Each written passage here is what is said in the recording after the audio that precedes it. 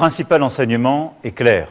Ce n'est pas un bon résultat pour les partis qui défendent l'Europe, dont celui de la majorité présidentielle.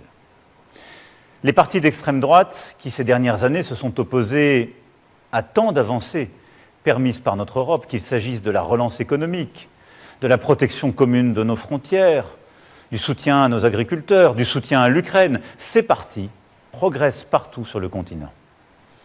En France, leurs représentants atteignent près de 40% des suffrages exprimés. Pour moi, qui ai toujours considéré qu'une Europe unie, forte, indépendante et bonne pour la France, c'est une situation à laquelle je ne peux me résoudre.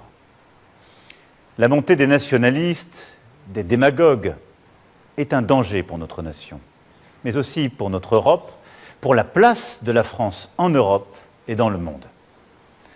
Et je le dis alors même que nous venons de célébrer avec le monde entier le débarquement en Normandie, et alors même que dans quelques semaines, nous aurons à accueillir le monde pour les Jeux olympiques et paralympiques. Oui, l'extrême droite est à la fois l'appauvrissement des Français et le déclassement de notre pays. Je ne saurais donc, à l'issue de cette journée, faire comme si de rien n'était. À cette situation s'ajoute une fièvre qui s'est emparée ces dernières années du débat public et parlementaire dans notre pays. Un désordre qui, je le sais, vous inquiète, parfois vous choque, et auquel je n'entends rien céder.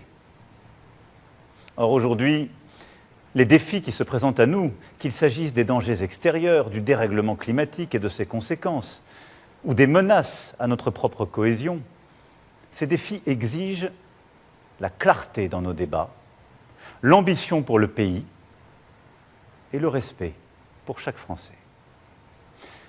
C'est pourquoi, après avoir procédé aux consultations prévues à l'article 12 de notre Constitution, j'ai décidé de vous redonner le choix de notre avenir parlementaire par le vote. Je dissous donc ce soir l'Assemblée nationale.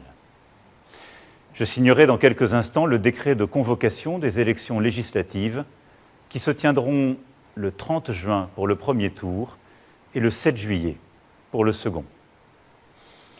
Cette décision est grave, lourde, mais c'est avant tout un acte de confiance. Confiance en vous, mes chers compatriotes, en la capacité du peuple français à faire le choix le plus juste pour lui-même et pour les générations futures.